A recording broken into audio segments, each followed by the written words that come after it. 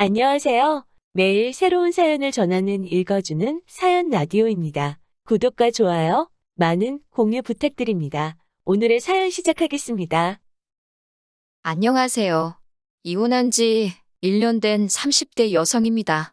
지금은 혼자 딸 하나를 키우고 있어요. 다른 사람들에게 차마 털어놓지 못했던 제가 이혼한 이야기를 해볼까 합니다. 저와 남편은 지인의 소개로 만났습니다.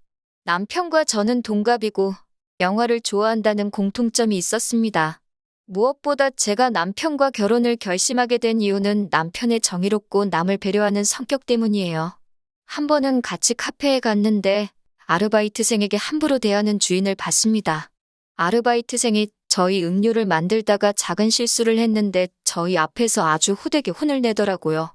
저로서는 괜히 이야기를 했나 싶고 미안한 마음이 들 지경이었어요. 보다 못한 남편이 나서서 아직 한참 어린 친구인데 이렇게 손님들 앞에서 망신을 주는 건 손님 입장에서 실수를 발견했을 때보다 더 불편하다고 한마디 하더라고요. 그제서야 여기저기서 맞다며 웅성거리기 시작하더군요. 남편은 그 아르바이트생에게 원래 실수하면서 배우는 거라고 다정한 한마디를 건넸는데 그런 남편의 사려 깊은 모습이 참 보기 좋았습니다. 가족이 된다면 제 어떤 허물과 과실도 저렇게 덮어줄 거란 믿음이 생겼달까요? 하지만 같이 살면서 제가 남편의 성격을 잘못 이해했다는 확신을 갖게 되었습니다. 남편의 뜻이 남의 편이란 남편이라더니 그 말이 딱이더라고요. 결혼하고 얼마 지나지 않았을 무렵 제가 굉장히 아팠던 적이 있어요. 얼굴에 수포가 몇 개 올라왔는데 통증도 있으면서 간지럽더라고요. 며칠을 참다 결국 동네 병원에 갔는데 병원에서는 저에게 장염이라고 하더군요. 약을 처방받고 이틀을 꼬박 하라는 대로 했는데 차도는커녕 상태가 더 안 좋아졌습니다. 결국 견디다 못한 저는 직접 운전해서 응급실을 향했습니다. 그리고 저는 생각지도 못한 병명을 진단받았습니다. 대상포진이라고 하더군요. 심해지면 시신경에 손상을 줄 수도 있었다는 무서운 말도 들었어요. 그나마 너무 늦지 않게 병원에 와서 다행이라고 했지만 처음 병원에서 오진을 내렸다는 사실에 정말 화가 나더군요. 며칠 약 먹고 연고 바르고 하니 언제 그랬냐는 듯 증상은 가라앉았지만 얼굴엔 이미 흉도 졌고 속상한 마음을 감출 수가 없었습니다. 저는 남편에게 첫 병원에 가서 의사 선생님하고 이야기를 좀 해봐야겠다며 같이 가줄 거냐고 물었습니다. 솔직히 진짜로 따질 생각은 아니었지만 남편의 위로와 공감이 필요했던 거지요. 자기야, 나랑 병원에 같이 가서 한마디 해주면 안 돼? 나 진짜 거울 볼 때마다 너무 속상해. 화장으로 가려지지도 않겠어. 그 의사 선생님도 나름 최선을 다했을 텐데 꼭 그렇게 가서 그 사람을 난처하게 만들어야겠어? 사람이 살다 보면 실수도 할 수 있는 거잖아. 당신은 실수 안 해? 그런 이야기 하자는 게 아니잖아. 그리고 의사가 아픈 환자를 상대로 실수를 하면 안 되지.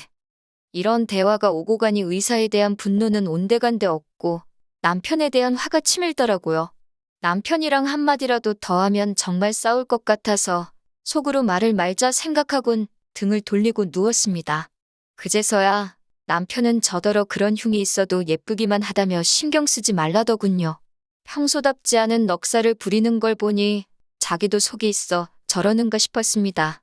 전 남편에게 앞으로는 먼저 제 기분을 살피고 말을 했으면 좋겠다고 했고 남편도 꼭 그러겠다 약속했습니다.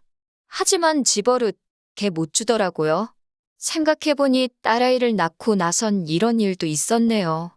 시아버지의 생신을 축하드리기 위해 온 가족이 시댁에 모였습니다. 신혼부부도 왔어요. 신혼부부에게는 9살 난 아들이 있었고요. 딸애가 칭얼거려서 모유수유를 하러 작은 방으로 들어가는데 시조카가 쫄래쫄래 저를 따라오더라고요.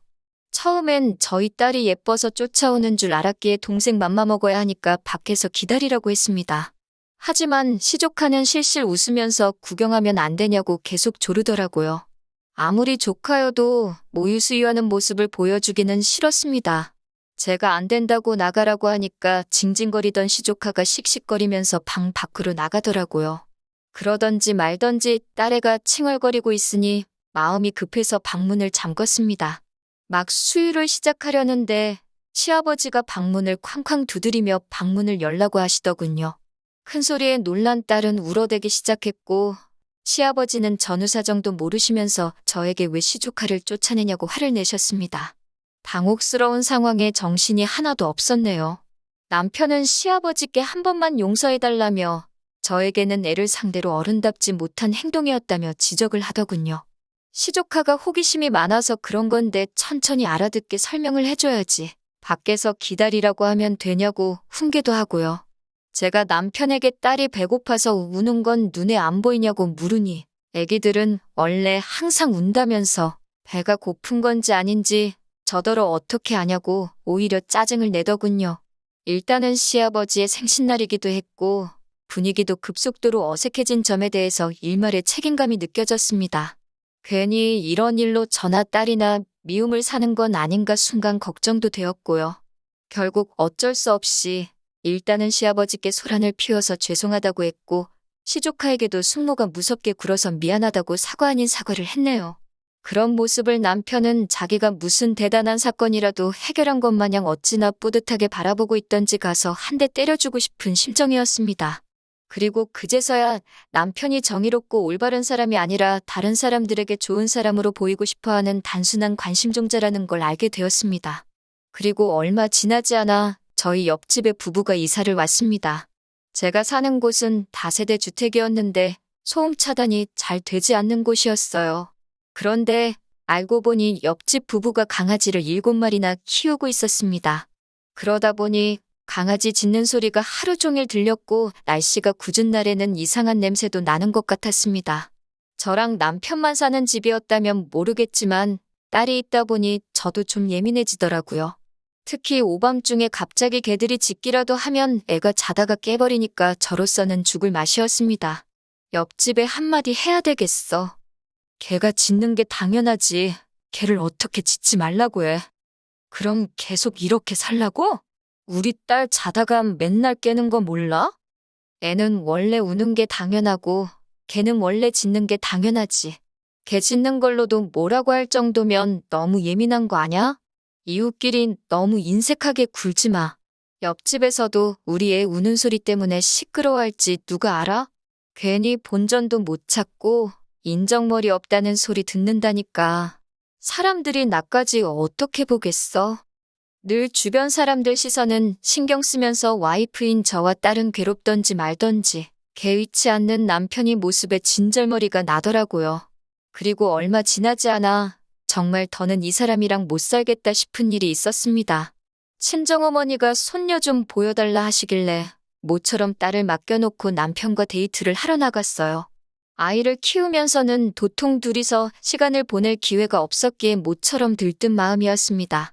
그래도 혹시 아이한테 무슨 일이라도 생기면 바로 달려가야 한다는 생각에 집에서 멀리 떨어진 곳까진 가지는 못하고 30분 거리에 있는 쇼핑몰에 가게 되었어요.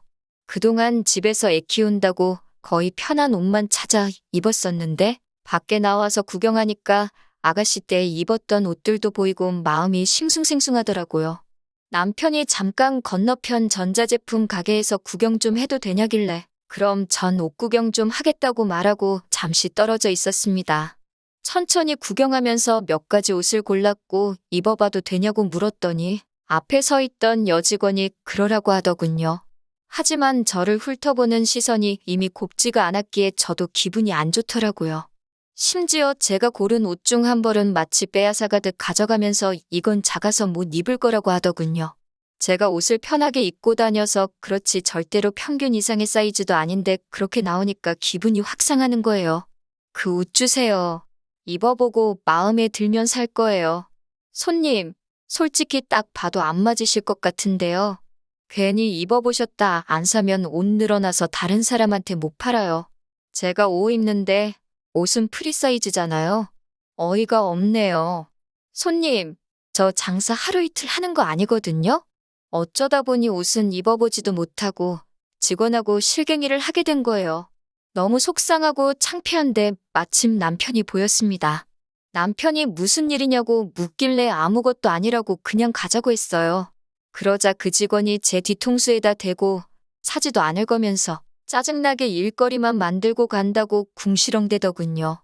남편도 그 소리를 들었는지 저더러 마음에 드는 거 있으면 그냥 하나 사라고 하더군요. 저는 안 산다고 그러고 가게를 나왔습니다. 생각할수록 불쾌해서 뭐 저런 가게가 다 있나 싶었습니다. 남편은 요새 불경기라 그런지 다들 예전만큼 친절하지 않은 것 같다고 하더군요. 그러면서 저에게 저도 잘한 거는 없다고 하는 거예요. 사지도 않을 건데 물건을 만지작거리면 누가 좋아하냐고요? 그리고 딱 보니까 옷가게 직원도 우리보다 한참 어린 아가씨 같던데 어떻게든 먹고 살려고 장사하는 게 참 안쓰럽고 대단해 보인다 하더군요. 순간 저는 제 머릿속에서 마치 이성의 끈이 끊어지는 듯한 느낌을 받았습니다. 자기? 지금 누구 편이야? 저 여자 편이야? 내 편이야? 저 여자가 자기 누나라도 돼? 여동생이라도 돼? 저 사람이 뭔데 내가 옷을 살지 안 살지 마음대로 정하고는 입어보지도 못하게 해? 당신이 지금 이해하고 챙겨야 하는 건 나야. 당신 와이프라고. 이름도 모르는 옷가게 직원이 아니고 제가 상가 사람들이 다 들을 만큼 소리를 치자 남편도 그제서야 저를 달래려고 들더군요. 저런 거 안 입어도 예쁘기만 하다면서요. 저도 이때만 해도 제가 이 일로 인해 이혼까지 생각하게 될 줄은 솔직히 몰랐습니다. 그런데 집에 돌아와서 며칠간 곰곰이 생각을 하다 보니 저는 남보다도 못한 남편이랑 살고 있더라고요. 저라고 왜 블라우스 안 입고 싶고 원피스 안 입고 싶겠어요? 질끈 묶는 머리 대신 미용실에서 드라이 받고 애한테 상처 낼까 걱정돼서 바짝 깎은 손톱 대신 예쁘게 매니큐어도 바르고 싶어요. 하지만 남편과 저의 소중한 딸을 위해서 포기하고 살고 있는데 정작 남편은 그런 건 관심도 없고 그저 다른 사람들이 자기를 어떻게 볼까 그것만 걱정하고 있었으니까요. 자기가 내 남편이면 다른 사람이 나를 부당하게 대할 때 쫓아가선 내 아내한테 왜 그런 식으로 말하냐고 따질 수 있어야 하는 거 아냐? 그건 너무 충동적이고 감정적이라 아무 문제도 해결 못해. 그리고 당신이 실수한 거 맞잖아. 골백 번을 남편에게 왜 제가 서운한 건지 설명을 해줘도 남편은 들어먹을 생각조차 없는 인간 같았습니다. 말을 하면 할수록 벽하고 말해도 이거보단 낫겠다 싶더라고요. 결국 얼마 지나지 않아 저는 남편에게 우린 너무 안 맞는 것 같다고 헤어지는 게 낫겠다고 말했습니다. 마지막 순간까지도 남편은 제 기분을 살피는 게 아니라 그럼 가족들한테는 제가 이혼하자고 한 거니까 제가 나서서 이야기를 하라더군요. 그런 남편을 보면서 정말 감정이라는 게 없나 싶을 지경이었어요. 저는 남자 혼자서 애를 키우면 사람들이 이상하게 보지 않을까 걱정되지 않냐고 물었습니다. 사람들의 이목을 중요하게 생각하는 남편의 성격을 알고 떠본 거였지요. 아니나 다를까 남편은 딸은 제가 키우는 게 좋겠다고 하더군요. 마치 정말 그렇게 생각한다는 듯 남자 혼자 키운 딸보다 엄마가 혼자 키운 딸이 더 섬세하고 착하다면서요. 무슨 근거로 그런 소리를 하는지는 알 수 없었지만 전 그저 남편이 딸을 포기한다는 사실만으로도 너무 기뻤습니다. 위자료 대신 일시불로 양육비를 달라고 했습니다. 그렇게 안 하면 한 달이라도 양육비를 밀릴 때마다 당신 직장이고 어디고 쫓아가서 1인 시위라도 할 거라 하니까 겁이 났는지 알겠다고 변호사 구해서 이야기해보라고 하더군요. 그 이후로 이혼까지는 굉장히 원활하게 흘러갔습니다. 내 편이 아니라 남의 편이라 생각하니 의지하고 싶지도 않고 기대되는 것도 없더라고요. 그렇게 결혼 생활 2년 만에 남편과 파경을 맞게 되었네요. 그게 벌써 1년도 더 된 이야기고요. 지금 저는 딸하고 친정부모님과 같이 살고 있어요. 온 가족이 저희 딸을 워낙 공주처럼 살피니 아이도 더 밝아지고 애교도 많아졌어요. 정말 눈에 넣어도 아프지 않을 것 같다니까요. 남편에 대한 소식은 이따금씩 시어머니를 통해 듣긴 합니다. 시어머니가 워낙 손녀를 예뻐하셨기에 이혼할 때 가끔 사진만이라도 보내달라고 몇 번이고 부탁을 하셨거든요. 차마 싫다 소리를 못해서 지금은 한 달에 한두 번 사진을 보내드리고 있어요. 남편은 다니던 회사에서 잘렸다는 것 같습니다. 본인 말로는 주변 사람들이 자기를 시기해서 그렇게 되었다는데 평소에 저한테 했던 걸 생각해보면 혼자 정의로운 척, 올바른 척하다가 지 발등 지가 찍었을 거예요. 안 됐다는 생각도 전혀 안 드네요. 그렇게 진짜 누구 편을 들어야 할지 분간도 못하고 조금이라도 폼 잡을 수 있는 걸 고르는 사람이니까요. 계속 그렇게 남의 편만 들다가 자기가 뭘 잘못했는지도 모르고 배우자도 잃고 직장도 잃은 것처럼 모든 걸 다 잃어가겠지요. 적어도 지금 이 순간에 애아빠가 저보다는 힘겹게 살고 있다는 사실로 위안이나 삼아보려고 해요. 이혼이란 게 하기까지가 어렵지 하고 나니 별것 아니더라고요. 남들 눈치 신경 안 쓰고 언제나 제 편인 저의 가족들과 당분간은 좋은 것만 보면서 행복하게 살아보려고 합니다. 긴 이야기 들어주셔서 감사합니다. 오늘의 사연은 여기까지입니다. 구독과 좋아요, 알람 설정해주시면 앞으로 더 좋은 사연으로 찾아오겠습니다. 감사합니다.